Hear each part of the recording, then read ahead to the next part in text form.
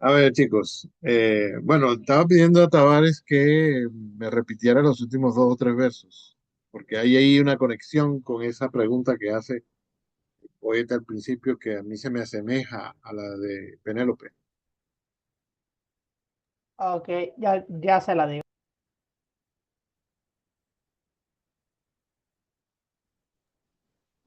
Otra cosa de delirio. Tendrás magnitud y calor. Eres el otro lado del botín. ¿Comprendes? Él es el otro lado del botín, claro, ¿por qué no? No sé por qué dirá que es el otro lado del botín, pero cuando oí la palabra botín, me acordé de que en esa historia, en la historia de la Ilíada por lo menos, eh, el botín, cada vez que había una batalla y que el pueblo griego ganaba, bueno, en el caso de la Ilíada, el pueblo griego, sobre todo cuando estaba siendo dirigido en las batallas por Aquiles, que era, ustedes saben, ¿no? El non plus ultra de los héroes en esa historia. Cuando cualquier pueblo en la antigüedad entraba en guerra con otro y lo vencía, el botín era todo aquello que representara algo valioso en esa otra ciudad, en ese otro pueblo, y que se repartían entre los generales al principio, y iban quedando cosas para los de menor rango y los demás, hasta que le quedaba algo a los soldados más de menor rango, ¿no? A los que ni siquiera eran soldados, sino gente del pueblo que era entusiasmada por los generales para participar en las batallas. Eh, en la Ilíada, el gran problema que ocurre, que es la retirada de Aquiles, o más bien la abstención de Aquiles de luchar ninguna batalla hasta que Agamenón y otros generales le devolvieran un botín que le había tocado al final de una batalla y que se lo robaron, se lo quitaron unos de ellos. El gran problema era ese. Los griegos estaban perdiendo esa guerra porque Aquiles se negaba a luchar. Y se negaba a luchar porque Agamenón, o no sé si era alguno de los otros, no, tiene que haber sido Agamenón, se antojó de una muchacha que le había tocado a Aquiles como botín en una batalla, ¿no? Los, los, los cargamentos de oro que habían saqueado en esa batalla, eh, eso era menos importante. Parece que Aquiles se había enamorado de esta muchacha, apenas la vio, y resulta que le tocó en la repartición, ¿no? Porque se repartían las riquezas y las mujeres, a los hombres había que pasarlos por el cuchillo, eh, y de repente dice Agamenón, no, esta es mía, y se la llevó, y se pelearon, y hubo un momento en que Aquiles lo iba a matar, yo les he contado este episodio, hubo un momento en que Aquiles iba a matar a Agamenón, y aparece Atenea y lo agarra por el pelo, lo agarra por los dorados cabellos, ¿no? Largos, mucho más largos que los míos, se lo lleva a otro sitio y le dice, no puedes ser tan torpe, tienes que esperar el momento ideal, no lo puedes matar ahora, no te conviene. Pero bueno, él lo que hace es abstenerse de luchar como forma de presión para que Agamenón le devuelva a la muchacha. No la devuelve nunca. Pero el asunto es que desde el punto de vista de este poeta, eh, la mujer amada a la que él escribe el poema, eh, bueno, la está relacionando con ese botín. Dice, eres la otra parte del botín, la parte de atrás del botín, ya no me acuerdo, pero resulta que esa imagen, aunque sea bastante odiosa, porque es como la cosificación de la mujer, cosa que en Grecia era común y no se puede esperar otra cosa porque no existían los criterios que tenemos ahora, eh, para él es como un premio, para él es lo mejor, lo mejor que ha tenido, lo mejor que puede llegar a tener, lo que le falta a su vida para que sea hermosa, ¿no? Eh, Tal como en el caso de Aquiles, le faltaba esto para volver a tener el entusiasmo, el valor, el empuje para dirigir la guerra contra Troya, que es tan cierto que cuando él se decidió a volver a pelear, punto, se acabó la guerra porque ganaron la última batalla y destrozaron Troya, destrozaron a los troyanos y listo. Solo con la participación de aquí. Eh, claro, al principio para mí era difícil armar esto porque yo había relacionado la voz poética con una voz femenina como la de Penélope, pero este poeta es hombre. Y esa voz poética que dice el poema, no la de Montilla, la voz poética que se oye cuando uno lee el poema es masculina. Él le habla a un ser femenino y él es masculino. Entonces ya no me parece que fuera como Penélope, Penélope sino como ah, Aquiles. Está reclamando a Briseida, una que se llamaba la muchacha. ¿Quién se acuerda? Briseida no era. Que Briseida era la hija de Briseo. Briseo vino, la pidió y se la llevó. La otra muchacha era. Tengo que anotarlo para buscarlo, porque no puedo vivir con esta duda. ¿Quién más quiere decir algo?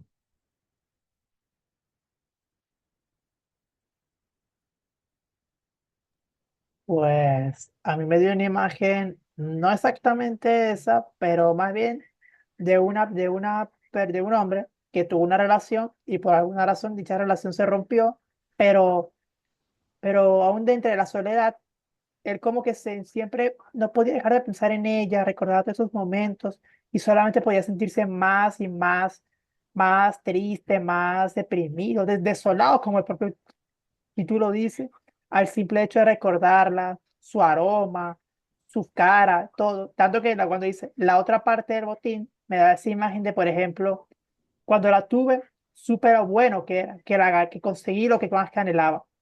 Pero al mismo tiempo ese botín tiene un lado malo, que una vez que lo pierdes, genuinamente uno entiende lo que perdió. Es decir, uno nunca valora lo que tiene al momento de tenerlo, pero cuando tú lo pierdes, tú genuinamente comienzas a valorar lo que genuinamente, como, lo que tenías y tú dices, cónchale, era más valioso de lo que yo mismo pensaba. O es la imagen que me dio a mí el poema. Sí, sí, claro, esa interpretación también cabe, ¿sí? Ciertamente.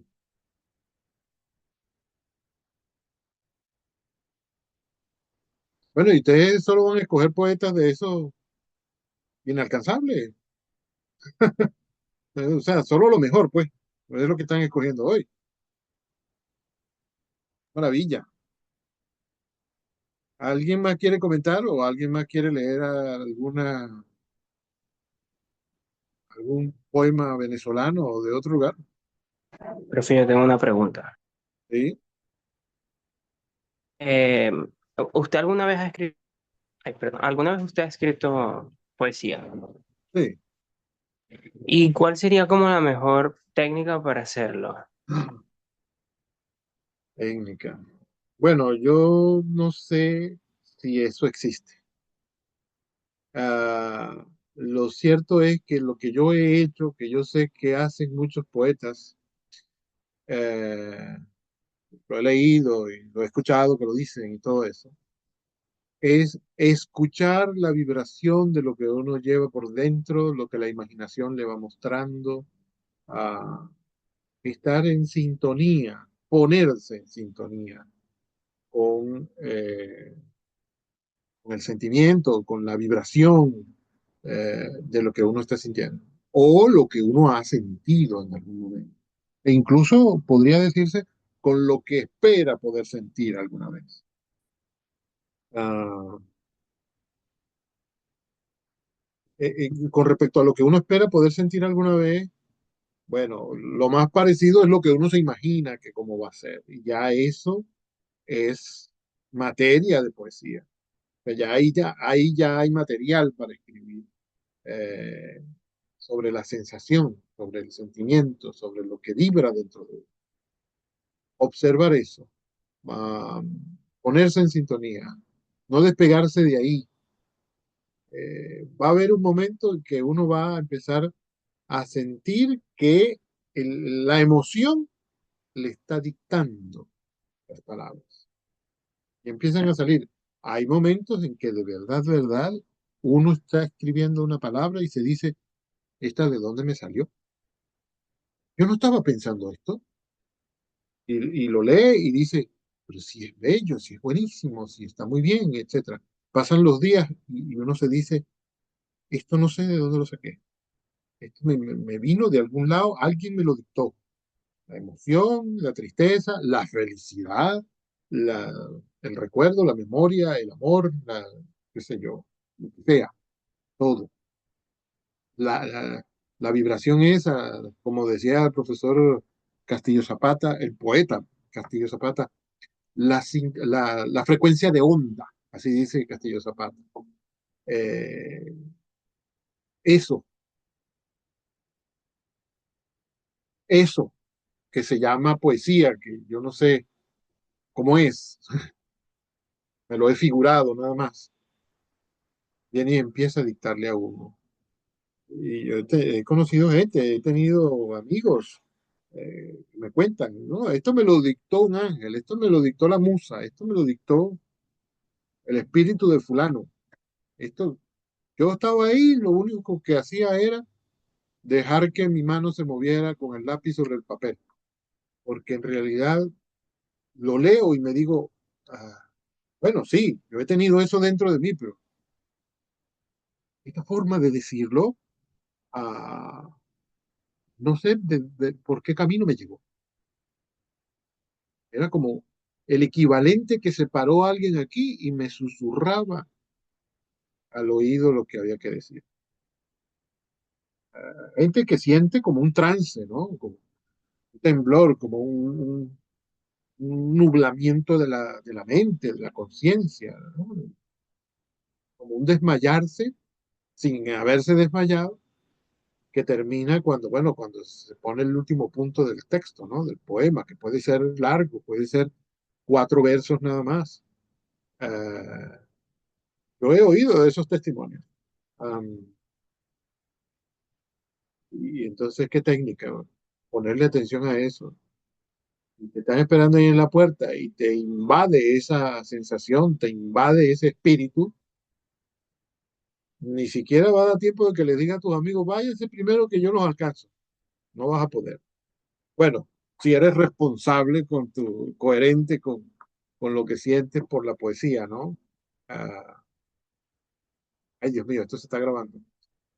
Eh, y si uno es consecuente con eso, uno se queda ahí poniendo atención o dejándose utilizar por la poesía, por el espíritu poético, yo no sé cómo llamarlo, para que aparezca sobre el papel, para que aparezcan sobre el papel unos trazos negros que dicen algo que está dentro de uno y que uno ni sospechaba, porque también eso es la poesía, las cosas que uno tiene allá adentro que solo convertidas en palabras puede uno eh, percatarse de que eso está ahí. Eh, un día yo en un taller de poesía les quería poner a los muchachos allá en la escuela de idiomas les quería poner una especie de tarea, un ejercicio que trataba de escribirse una carta a sí mismo. ¿De qué va a tratar el poema? Una carta que tú te escribes a ti mismo. Te miras en el espejo y te dices, fulanito, o sea, yo mismo. Y yo preparé eso y lo anoté, estaba en lo que tenía preparado para ese día. Y después de la conversación que tuvimos, una conversación como esta, después de que tuvimos la conversación de toda la hora que duró, las 2 horas que duró el taller ese día, le iba a decir, bueno, ahora un ejercicio para la semana que viene. Cuando iba a decir, escríbanse una carta a sí mismos, me dio miedo, porque de ahí puede salir una cosa incontrolable, una cosa que uno no se puede imaginar. Uno no puede imaginarse que va a salir de uno mismo.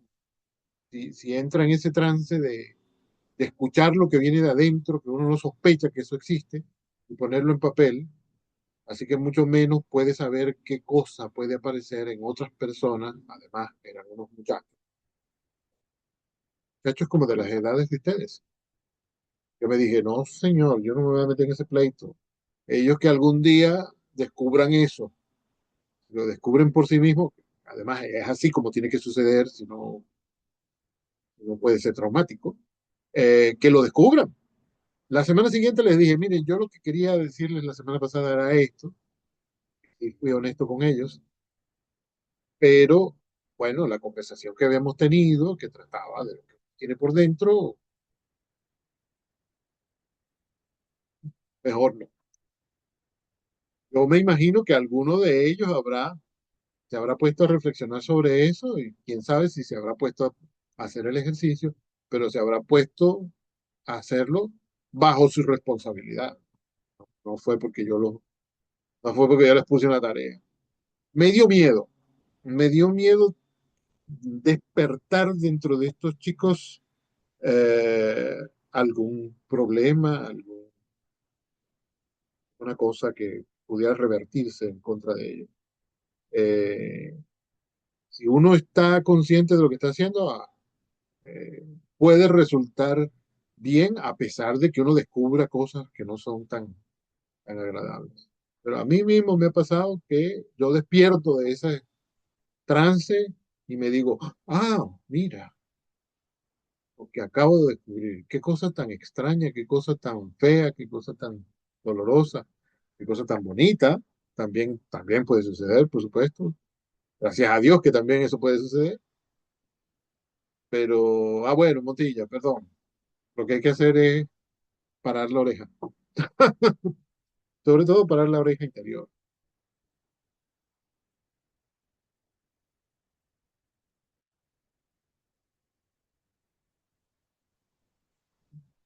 Yo de repente me quedé como confundido por el hecho de que esto está siendo grabado, pero es parte del asunto de la poesía. La poesía no es simplemente palabras escritas sobre papel.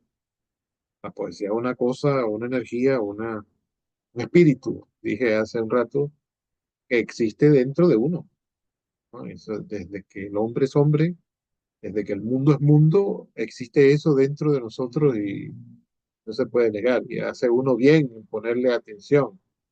Eh, Unos son más sensibles que otros y oyen mejor lo que les está diciendo su espíritu, pero eh, todos tenemos eso dentro, solo que algunos no acostumbran a escribir. Algunos no, la mayoría de la gente no acostumbra a escribir. Es la expresión, dice Tavares, de nuestra alma en el plano físico. Es la materialización de una cosa que es pura vibración espiritual. ¿Sí?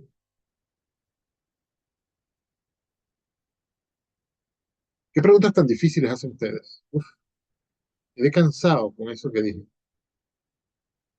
Sí, está bien, ríete, pero yo quedé así como que necesito dormir un rato para recuperar.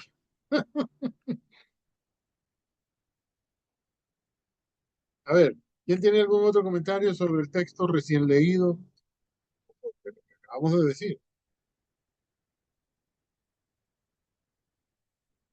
También está un comentario de Montilla que dice, tengo un amigo que dice que su técnica es escribir las imágenes que le van llegando a su mente. Bueno, mira, aquí tienen un resumen muy bueno de lo que yo acabo de decir.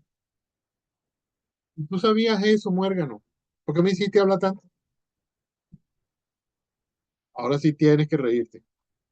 Muy bien. Este, bueno, yo tengo rato pensando que les voy a leer un poema de Palmer Yarza, que quizá Montilla conozca porque es de por allá de su tierra. El poema se titula Desnudez, de Pálmenes Yarza. Pálmenes Yarza es mujer.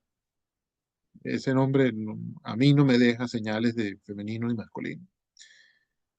Y Pálmenes Yarza era una mujer recia, ¿no? Una poeta, una persona muy sensible, pero incluso a la vista de uno, que también era una mujer hermosísima, sobre todo en su juventud, pero en la vejez también conservaba ese semblante, esa proyección de una persona hermosa y elegante. Eh, Espíritu femenino, ¿no? La palabra que se me ocurre para describir eso no es la palabra más indicada, pero no me viene la palabra indicada. Con esa coquetería de, de muchas mujeres, ¿no? Que la hacen siempre estar bien presentadas y todo eso. Ella siempre conservó eso. La palabra no es coquetería, una palabra tonta con respecto a esto. Pero siempre, siempre era muy elegante, bien arreglada y además era muy bonita. Y lo que tenía por dentro era mucho más bello. Entonces aquí tenemos un poema suyo que se titula Desnudez. Raudo junco de aquella fe exaltada, hoy te meso en mis aires de elegía, hoy te prendo en la clámide sombría de mi tarde más hoja y más expiada. Mi luna de tu rayo enamorada te esperó por las fuentes de mi día, más allá de mi arena y de mi umbría, en su intacto cristal mi agua salvada. Y hoy no olvida sus velas en el viento, cáliz extrañado en el momento. Ya no inquieta lebrel la corza mía, no piso la tierra de mi aliento, y no empino la sangre en el lamento. Hoy te alumbro en mis aires de alegría. Es evidentemente un soneto. ah, ah, Está en el libro Elegías del Segundo, que es un poemario que publicó Yarza en 1961 en Madrid. En el 61 ya había democracia en Venezuela, pero ya estaba mal. ¿Hay algún comentario que nos llama la atención? ¿Qué sentimos ante esta obra de arte?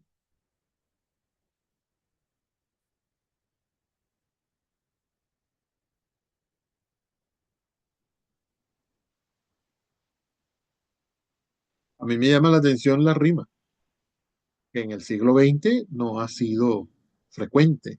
De hecho, ya la rima en estos, perdón, perdón, la rima ya en estos días, la era contemporánea, eh, digamos que el siglo XX y el siglo XXI no se usa casi nunca, a no ser que uno tenga un propósito muy preciso.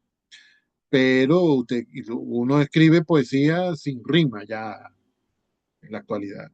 Pero Yarza en 1961 utilizó la rima. Claro, porque adopta el esquema de no me gusta llamarlo esquema, el modelo de la décima o del soneto. Puede llamarse décima porque tiene 10 estrofas. No, este tiene más. Este tiene 8 más 6, 14. ¿Cómo era que se llamaba eso? Bueno, hay un tipo de soneto que no tiene 10 versos, sino 14 y tiene un nombre que ahora no recuerdo. Y entonces ese tipo de poema puede rimar, por ejemplo, el primer verso, raudo junco Alejandrino, de aquella fe exaltada, perdón. Alejandrino. Bueno, quién sabe, yo pensé en alejandrino, pero lo que normalmente se llama alejandrino es el verso alejandrino, es decir, un verso que tiene 14 sílabas. Eh, pero ahora no recuerdo si se llama alejandrino o otro nombre, el poema entero que tiene 14 versos, porque no es lo mismo verso que sílaba. Mm, Fíjense ok. que raudo junco de aquella fe exaltada rima con el cuarto verso que dice, de mi tarde más hoja y más expiada. A lo mejor ahí en la palabra hoja tengo un error. Puede ser que lo transcribí mal. Pero supongamos que dice mi tarde más sola y más expiada. Exaltada rima con piada, con expiada. La rima es 1, 4. Primer verso con cuarto verso. Y los dos versos centrales que empiezan con hoy, los dos, riman también. Hoy te meso en mis aires de elegía. Hoy te prendo en la clámide sombría. Si comienza hablando de elegía, uno siente que va a hablar del pasado y sobre todo de las personas difuntas del pasado. Una elegía es un poema que se escribe para una persona que ha muerto, ¿no? Una alabanza de alguien que ha muerto. Pero luego viene y nos da a ella la sorpresa al final que dice, si no piso la tierra de mi aliento, si no empino la sangre en el lamento, hoy te alumbro en mis aires de alegría.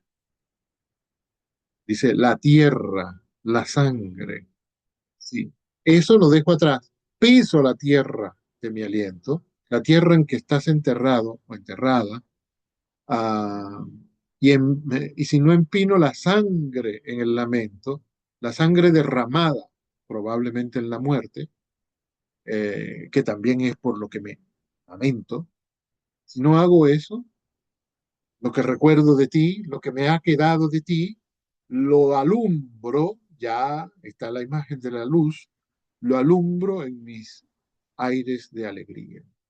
Es una característica de Yarza. Yarza puede escribir 20 páginas que parece que todo es lúgubre, pero está diciendo todo eso para que se vea mucho más claramente lo que viene al final, que es normalmente la alegría, la luz, la vida, ¿no? Por encima del dolor, por encima de la muerte, o más allá del dolor, más allá de la muerte, de la oscuridad, ¿no?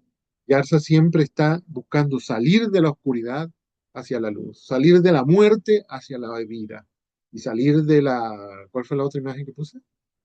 De la tristeza hacia la alegría, de la infelicidad hacia la alegría. Eh, bueno, ahí tienen un poema más de una gran poeta venezolana.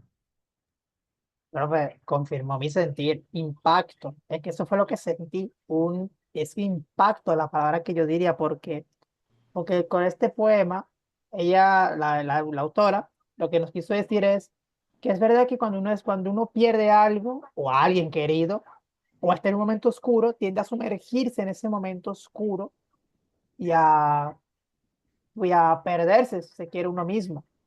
¿Qué sucede? Que después, pero una vez que ya tú eres como capaz de aceptarlo, de que mira, eso o aquel o a esa persona ya está, ya se fue, nunca va a volver, lo que te queda es como simplemente recordar esos momentos felices que pasaste con él o con eso y volverás a tu estado de felicidad normal. Y sumando la alegría, las cosas buenas, la luz que puede haber disfrutado con ese Bueno, algo claro, o ese alguien. es decir, porque cuando estabas con ese algo o alguien, porque es que la verdad, quiero dar una imagen, pero es que no sé cuál darle precisamente y por eso me quiero quedar entre lados porque puede ser las dos. Y Sí, digo, con ese algo o alguien estabas en la luz, se sí, fue, te sumergiste en oscuridad, pero ahora, cuando lo recuerdes, regresarás a ese estado de luz otra vez a él. sí. Una vez que uno se yergue por encima del dolor o de la oscuridad, encuentra la luz, encuentra la vida. Y eso es lo que hay que elegir, lo que es sabio elegir. Lamento que no tenía en el texto delante cuando lo estaba leyendo, no me di cuenta, pero aquí está. Eh, Parmenas Yarza siempre vota por eso, por pisar la tierra del aliento, empinarse por encima de la sangre, por encima del lamento, por encima de la muerte, para alumbrar los aires de alegría. Eso es lo que normalmente uno encuentra en ella. Por aquí tenía yo otro poema de otra poeta venezolana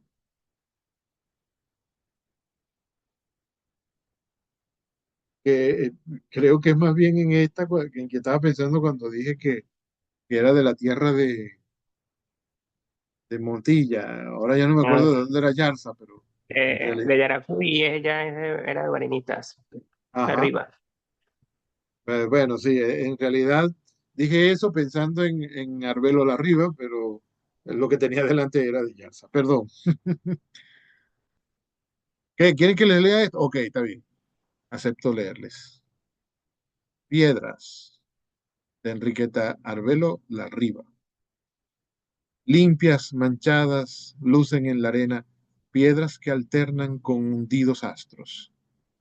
Cristales relévanse viajeros, y ellas aman ser suelo de este viaje. Piedras de arroyo al fondo y exhibidas pureza dura que se aduerme echada al murmullo seguido y encimero. Piedras ufanas de sus manchas límpidas, que se apeguen leales a su arena y gocen el renuevo que las baña. No me siento feliz con la forma en que lo leí, pero ahí lo tienen. Yo recientemente descubrí Montilla, bueno, todos, pero es que el paisano de esta poeta es Montilla. Bueno, a menos que haya alguien más de Barinas que yo no sepa. En realidad somos todos, porque ella es tan venezolana como nosotros. Pero que quería comentar que recientemente descubrí que esta poeta, que es conocida como poeta, ella publicaba artículos en el periódico y todo eso. Bueno, todos los escritores lo hacen, pero nadie la llama otra cosa, nadie la define como otro, con otro nombre que del de poeta. Y recientemente descubrí que escribió cuentos también.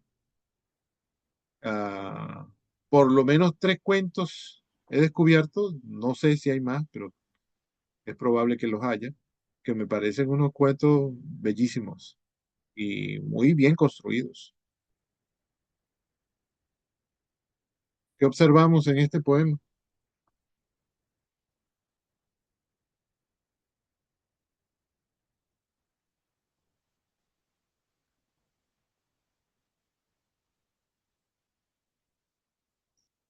Bueno, profe, yo observo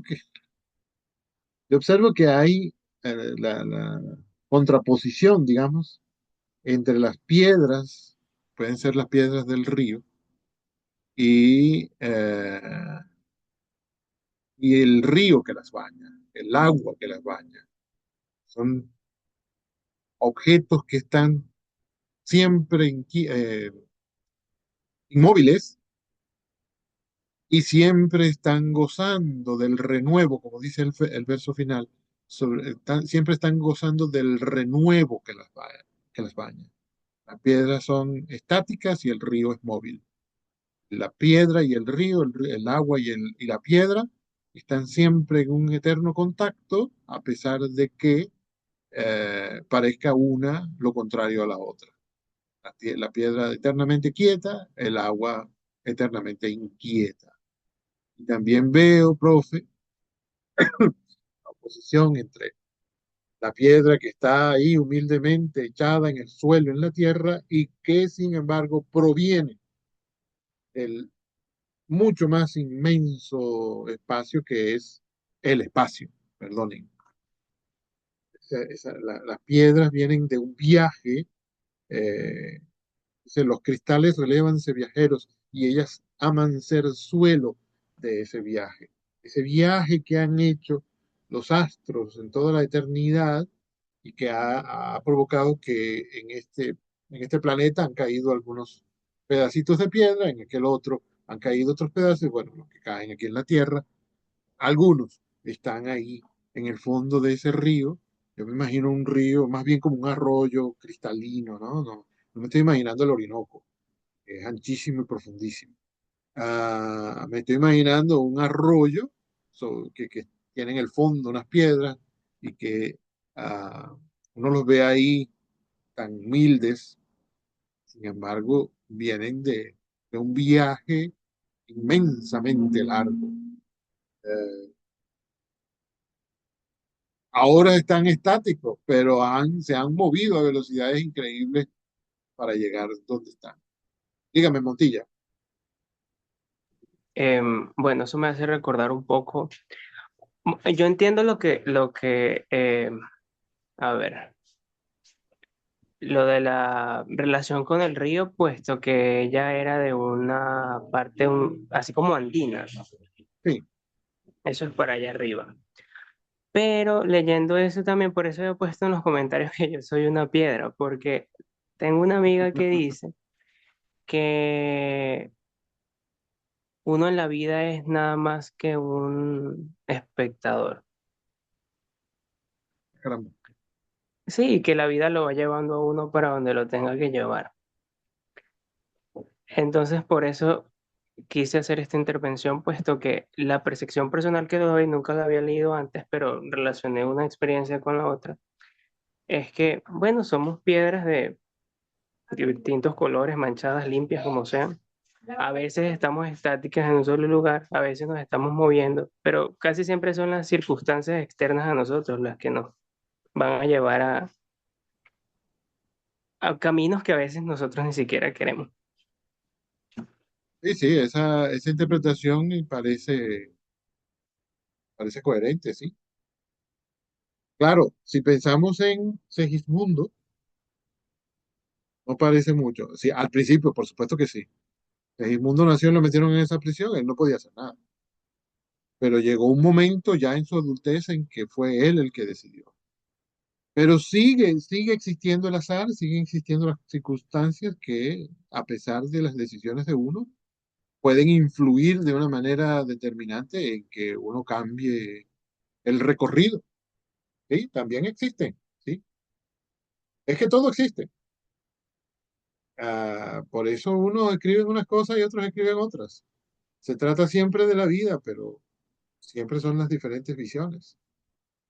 Y las diferentes visiones eh, desde los ojos, desde la mente, desde el corazón, desde el espíritu. Es decir, que una misma persona puede tener todas esas visiones diferentes de una misma cosa o de una misma situación, de una misma persona.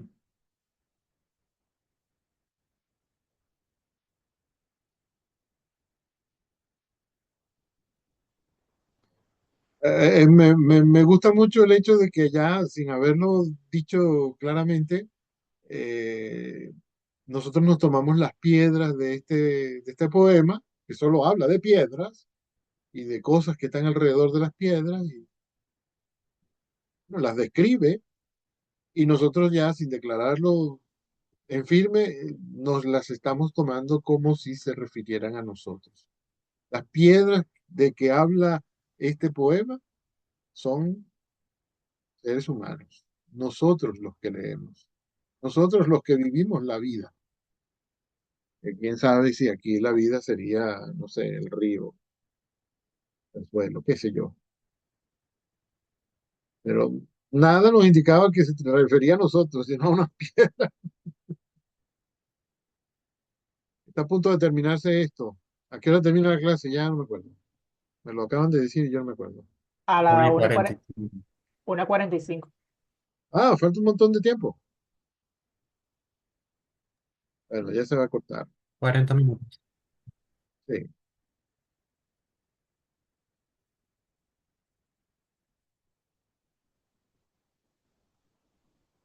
Preparen sus poemas entonces.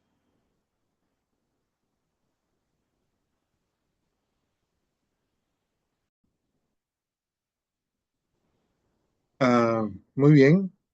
Bienvenidos todos a la clase de lengua española 2 de la Escuela de Idiomas Modernos de la Universidad Central de Venezuela, el 3 de febrero del 2025. Eh, por lo que parece, hoy toca leer poemas. Eh, lanzarnos eh, en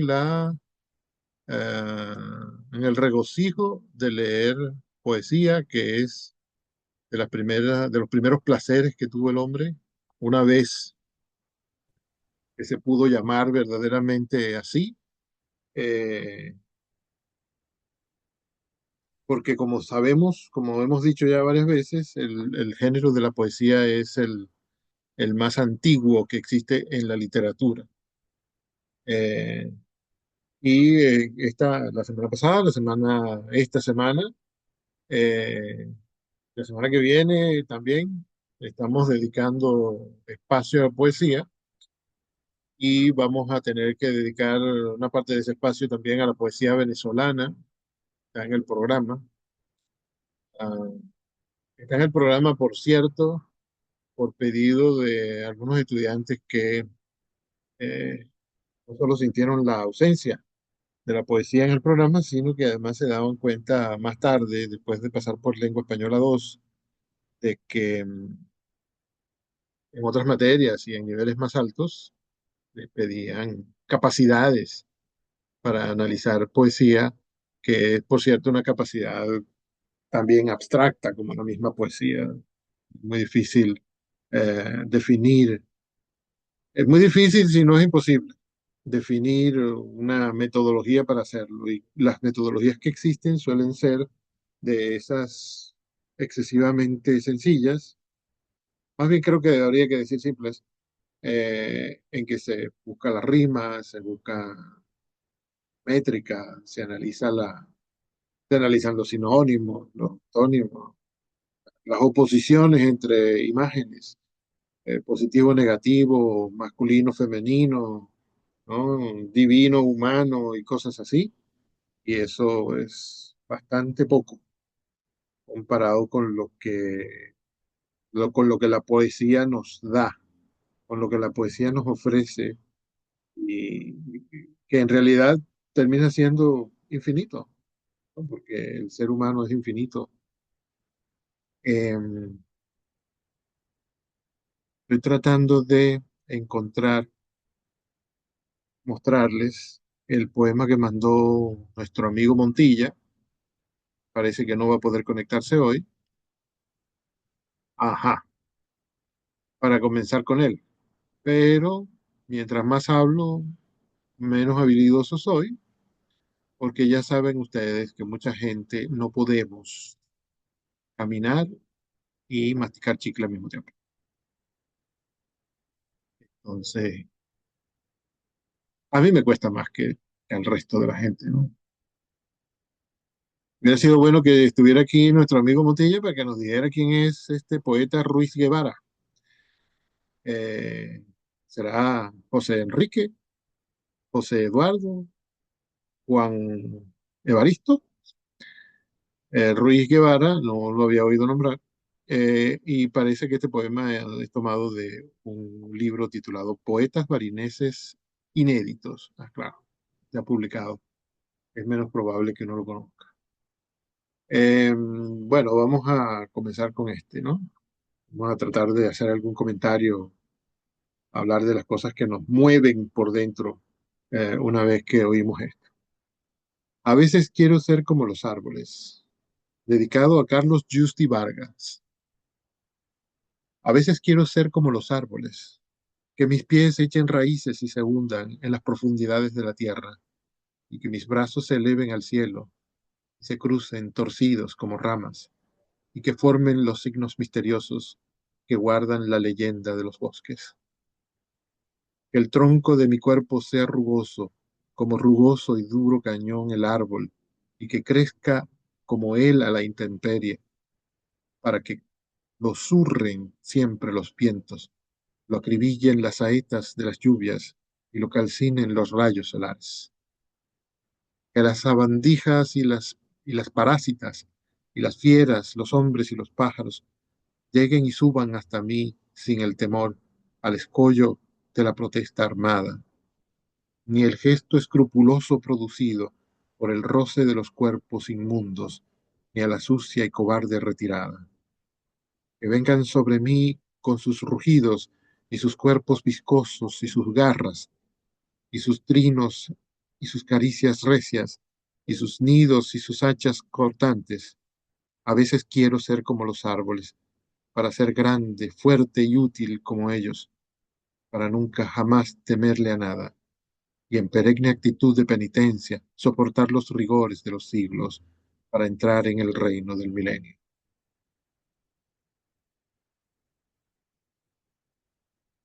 Impresionante. A ver, muchachos, tal como puede pasar en un museo cuando uno se para delante de una pintura o de una escultura, uno tiene que preguntarse, ¿qué siento cuando tengo esto delante? ¿Qué sienten ustedes ahora que tienen esto adentro? No sé, ¿alguien tiene algún comentario?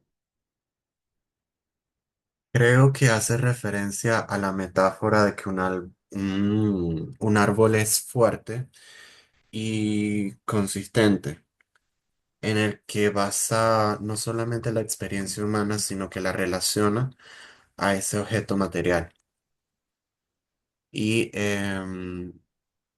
no sé, relaciona sucesos y eventos que tienen que ver con la naturaleza, en parte. Sí, sí, sí, eso está por ahí. Muy bien. Eh, Creo que yo voy a irme un poco más lejos y yo pienso que este poema es una representación de nosotros cuando queremos cuando estamos en un lugar que es nuestro y queremos plantarnos en ese lugar, hacerlo nuestro como el árbol, plantar nuestras raíces en un lugar y estirarnos, que sería como expandirnos como el árbol para otro territorio y en la parte de ser fuerte, recio, evitar que aunque cualquier adversidad, siempre defendamos aquello que ese lugar querido para nosotros. O es la impresión que me dio a mí el poema, que por cierto es hermoso. Sí, señor. Muy bien. Comparto la misma opinión que Luis, profesor.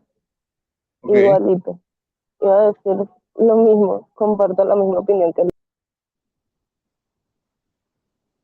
Sí, sí, todo eso que van diciendo, uno lo piensa y se dice, sí, en ese poema está eso, ese poema puede significar eso. Uno, no es difícil verlo ahí, ¿no? Y sobre todo sentirlo. ¿A quién más se le ocurre algo? Estoy tratando de que el poema quepa todo, pero ahorita no puedo. También que hay mucha melodía o repetición, sobre todo al final de cada estrofa. O sea, y que mis brazos y se crucen y que formen y... O sea, eso es lo que veo como que ciertas partes con repeticiones que hace la... No solamente melodía, también es como una parte de marcar importancia, por así Ajá. decirlo. Me llama la atención, me gusta, me parece oportuno mencionar la melodía, porque en el fondo, y al final y al principio también, la poesía es melodía.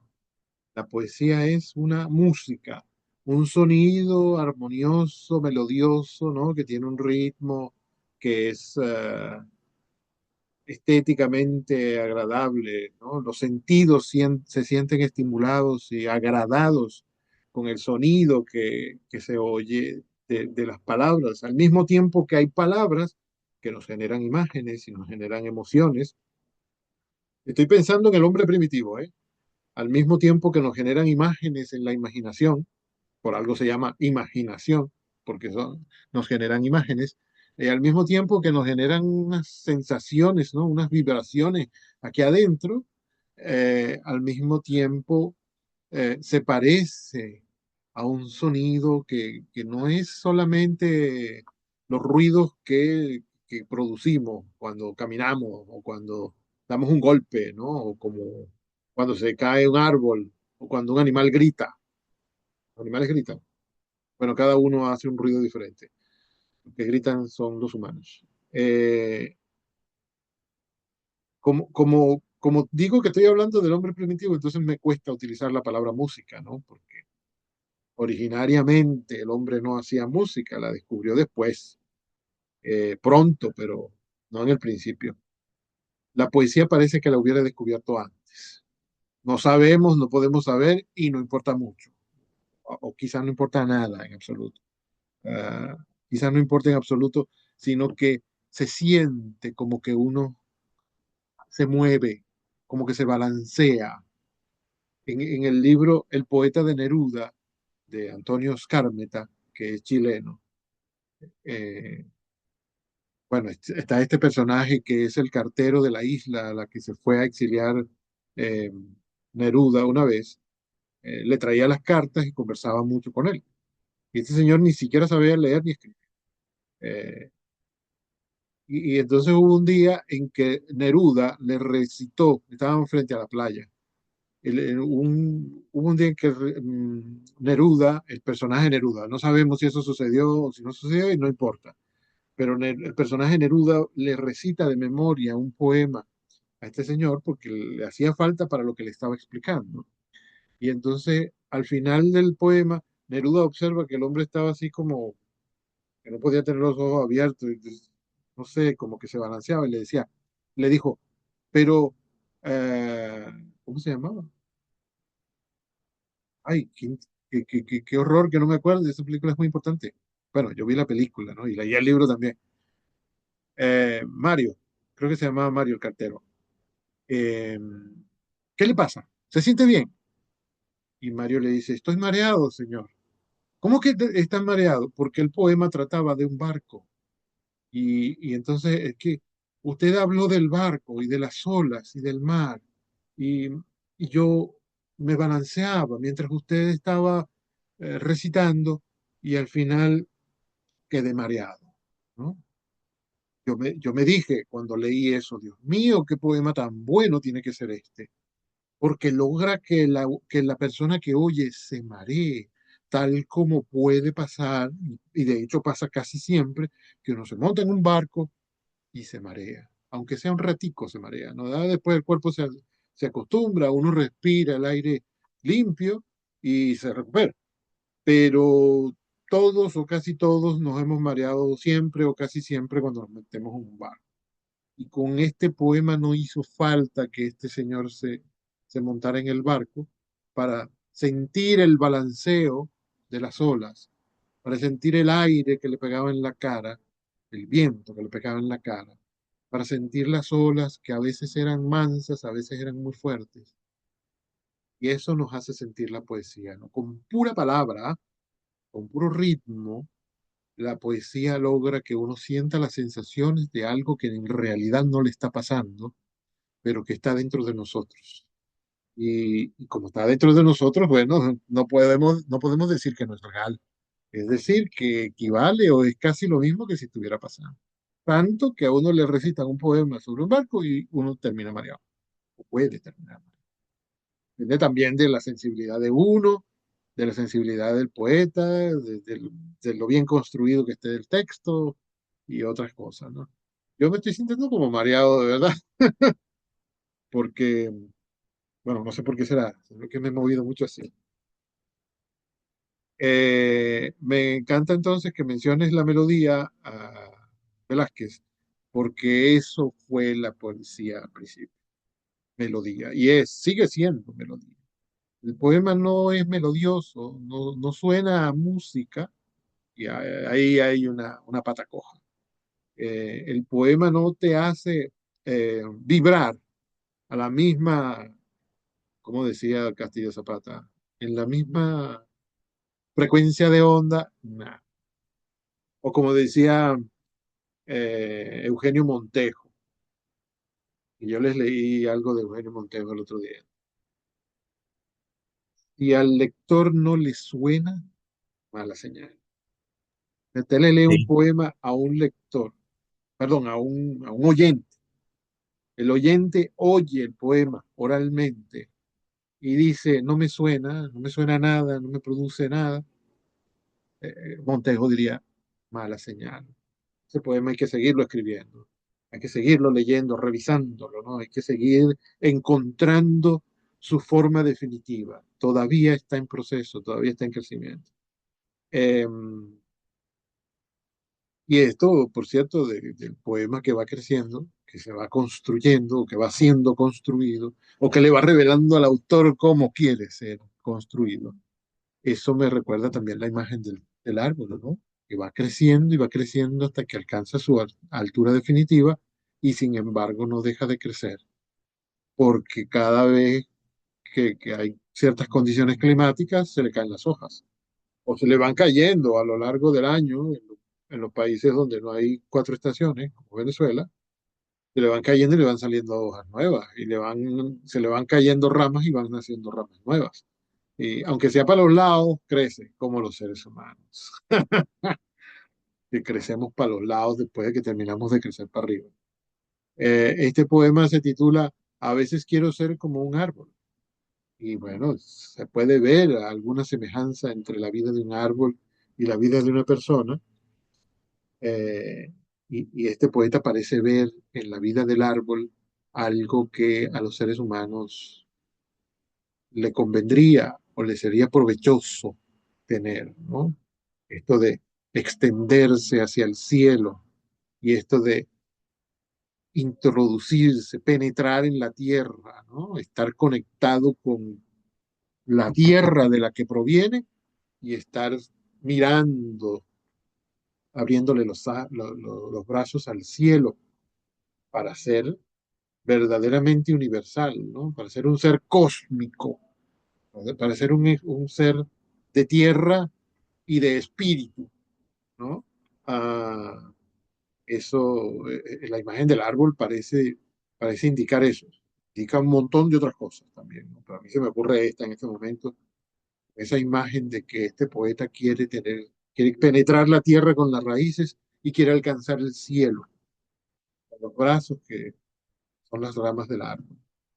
Eh, y esa musicalidad del texto no nos hace sentir que somos un árbol que penetra en la tierra y que aspira a llegar al cielo, el poema no, no está llegando donde tiene que llegar, ¿no? Donde todo poema debería llegar, ¿no? Que es el espíritu del hombre. Este poema ciertamente es una hermosura, está delicadamente bien construido, y que es una lástima que sea un poema inédito. Bueno, ya no es inédito, que parece estar incluido en un libro titulado, entiendo yo que esto significa que poema está incluido en ese libro titulado Poetas Barineses Inéditos, inéditos hasta ese momento en que apareció ese texto, ese libro. Ya me pasé. Diego, dime. Sí, estoy de acuerdo con usted. Dentro de unos pocos minutos, cuando me toque inglés, tengo que exponer sobre algo sobre cómo leer poemas y básicamente de mi investigación. Hay poemas que a veces como que no suenan de forma armoniosa, pero la metáfora o la imagen que producen es lo que va como que llevando a la corriente. O puede suceder también y tanto la imagen como la metáfora pueden llevar como que al lector, o no solamente al lector, a la parte de la voz o del hablante que interpreta dicho poema hacia un punto bajo cierta tonalidad. Sí, sí, sí, ciertamente. Hay diversos factores que contribuyen a eso. Am,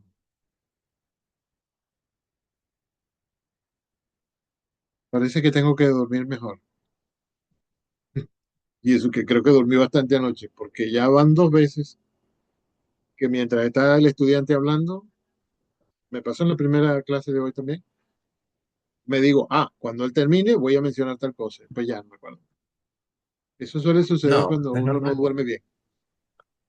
No, también nos pasa a nosotros tipo, no recordamos cierta palabra o es común, incluyendo gente joven, mayor. Sí, sí, sí, siempre, Adulto. a todos nos puede pasar.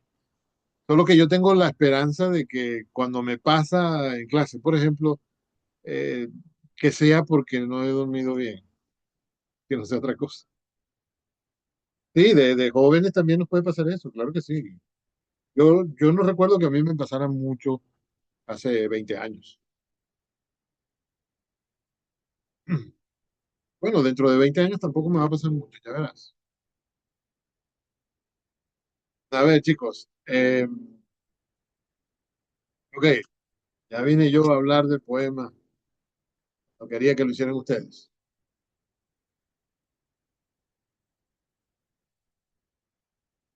¿Hay alguna palabra, alguna frase, algún verso que los haya impresionado?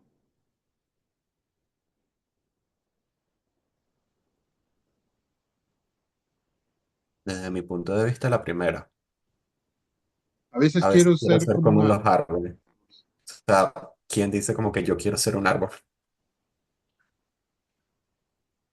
O Ah, bueno, ya después más adelante se explica y se desarrolla, pero ¿quién en sí piensa en ser un árbol?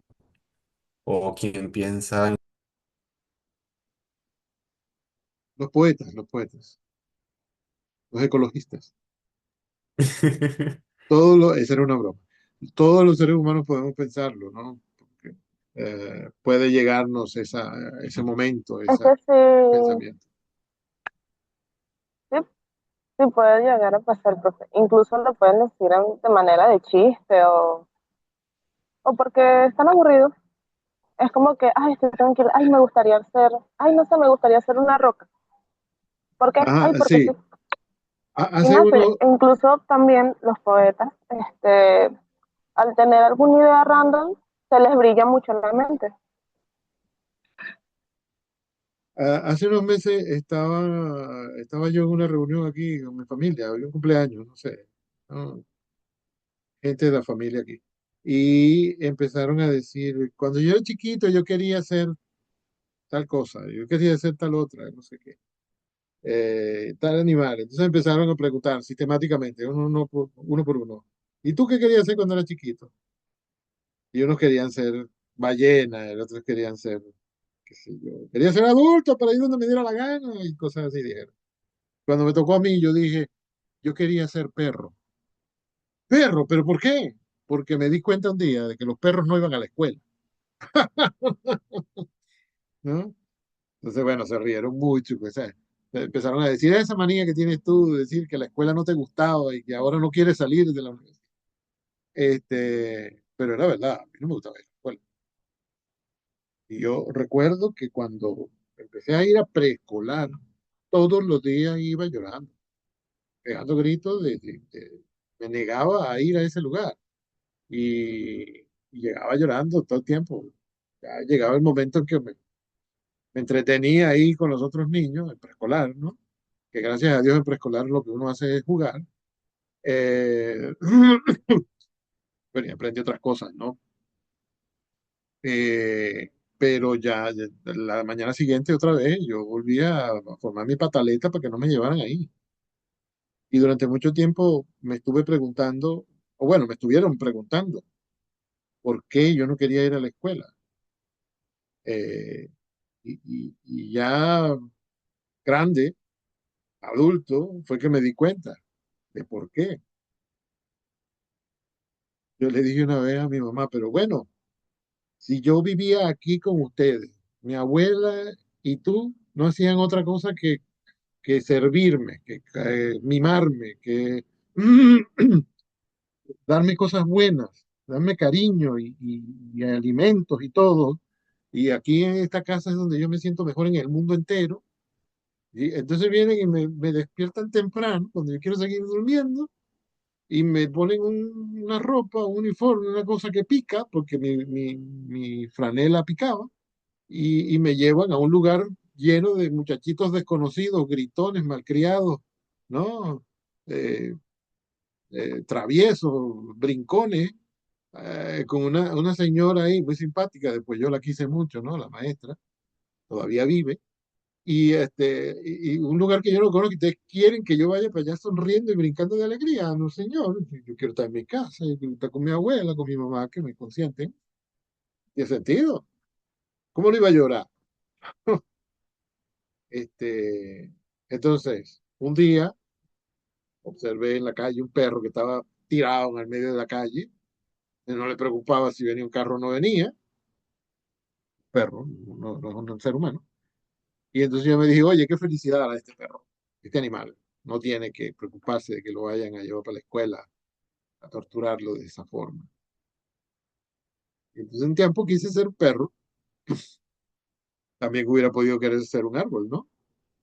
Porque entre viajar y no viajar, a mí me parece mejor no viajar, como hacen los árboles.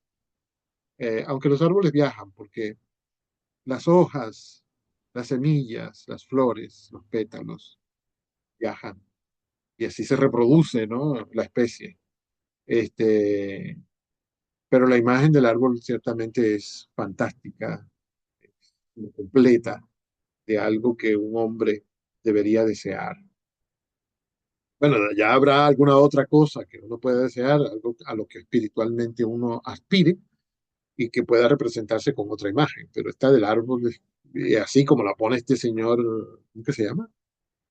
El señor Ruiz Guevara, es una hermosura, dan ganas de ser un árbol. Alguien estaba levantando la mano, me parece que vi. Sí, No, Una- era yo. A ver, Tavares, No, dime. digamos que como yo me quedo con en la línea que hice y lo calcine en los rayos solares, y claro, yo lo vi más allá y pensé, claro, pero no es calcinar en el sentido de quemar, de destruir, sino al contrario, calcinar de disfrutar el baño del sol, esa famosa fuente de vida. Eso, aplauso, aplauso, me lo merezco. Muy bien, sí, sí, sí. Ese no es el calcinar de destruir con fuego, es el calcinar de dar energía o de tomar energía de la luz, del calor, del sol, de la naturaleza. Sí, eso revitaliza o vitaliza a los seres que existen en la tierra, no solo a los árboles, no solo al hombre,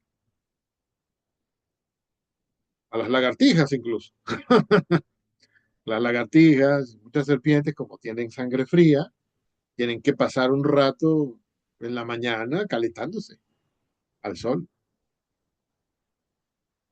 Y bueno, me imagino que a los árboles también. No, no me imagino. Sé que los árboles necesitan la luz para poder alimentarse.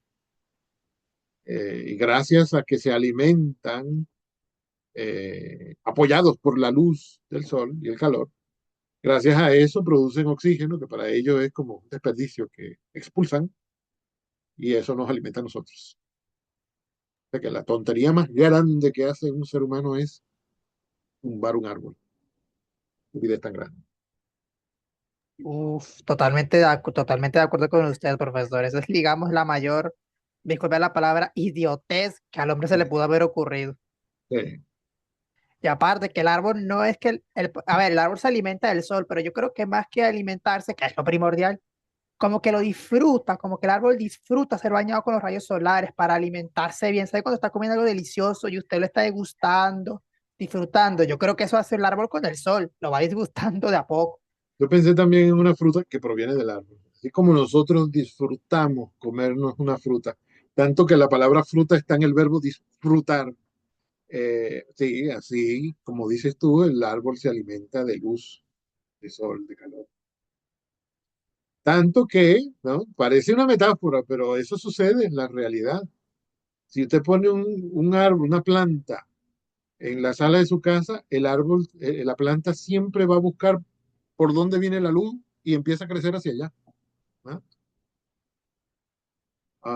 Eso científicamente se llama fototropismo, pero esas son las ansias que tiene el árbol de alimentarse de la luz. Ustedes se imaginan, una cosa tan bella, alimentarse de luz. ¿Qué seres tan angelicales? Bueno, a mí la frase que más me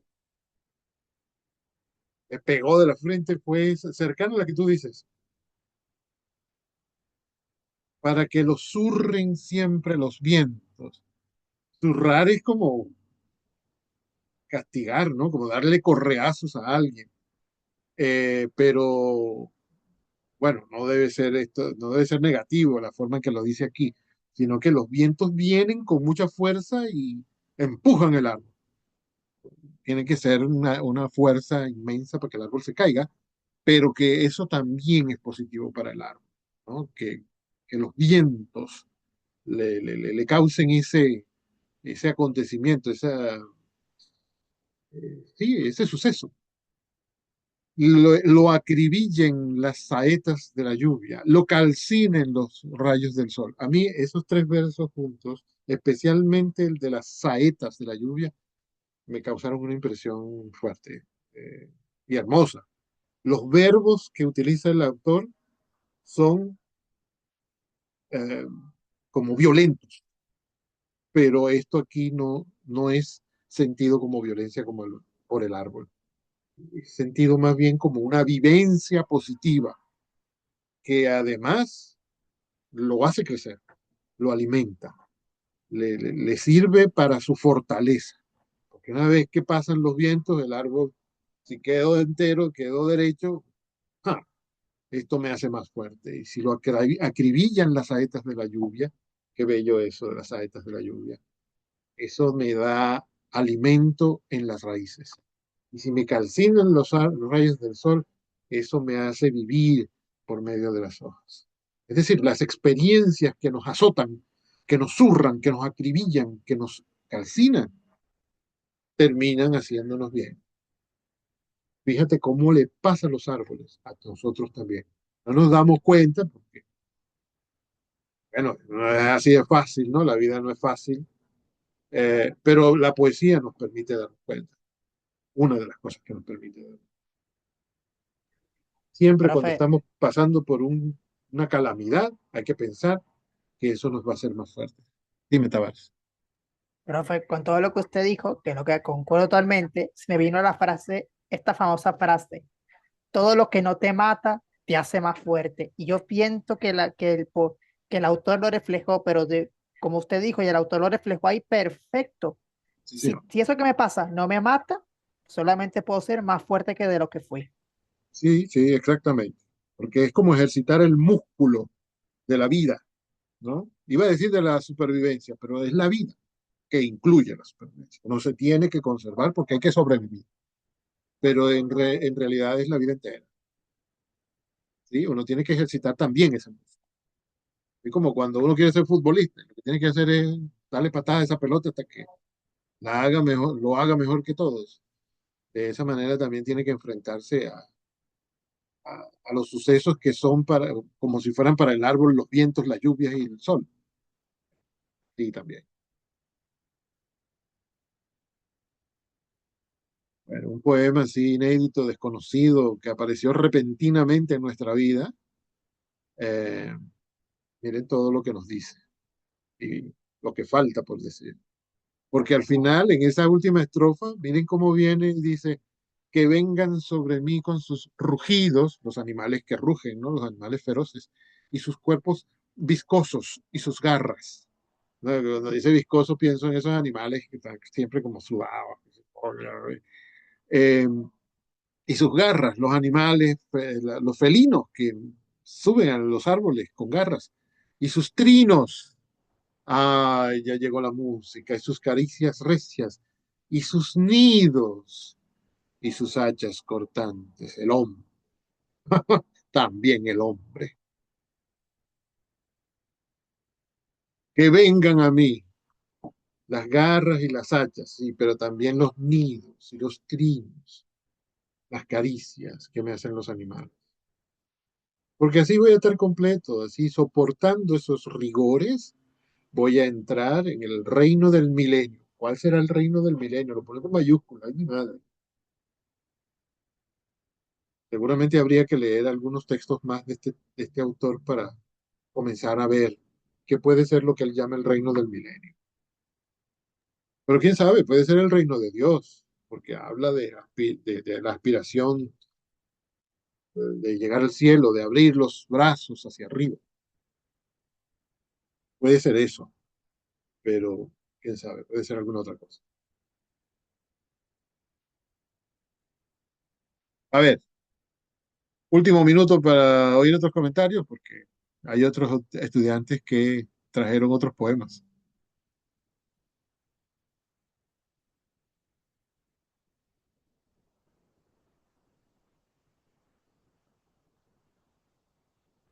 Hay que estudiar el contexto y la vida del autor. Sí, señor. A ver, chicos, entonces, ¿quién quiere leernos ahora algo nuevo? Ay, faltan 2 minutos 40.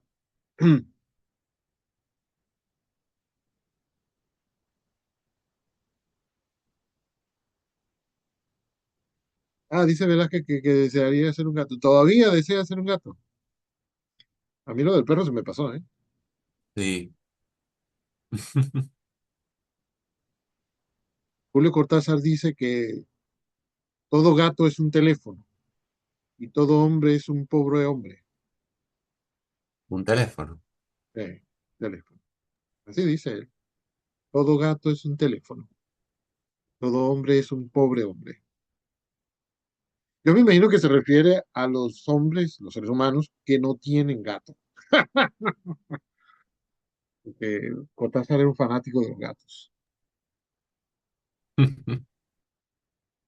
Yo he entendido siempre algo así como que todo gato es una forma de comunicación, teléfono, un medio de comunicación.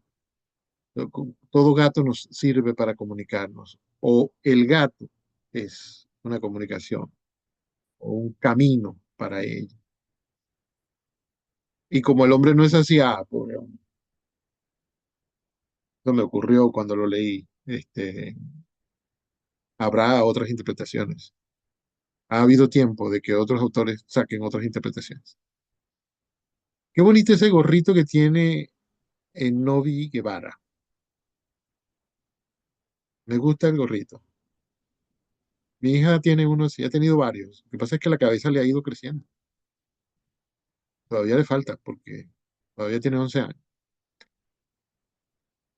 Bueno, chicos, vamos a cerrar aquí para comenzar una nueva llamada, aunque no sé si queda tiempo, para que algún otro de ustedes lea lo que trajo.